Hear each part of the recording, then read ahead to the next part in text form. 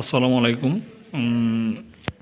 How to increase and decrease RPM machine speed Pegasus W600 PC D332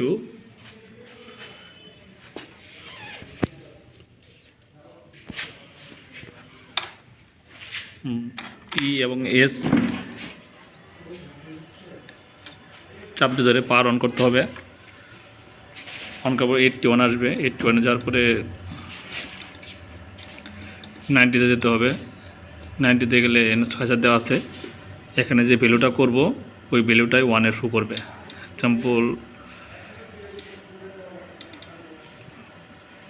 4500 value save, power on করব। On করলে 1-এ parameter 4500 উঠবে না।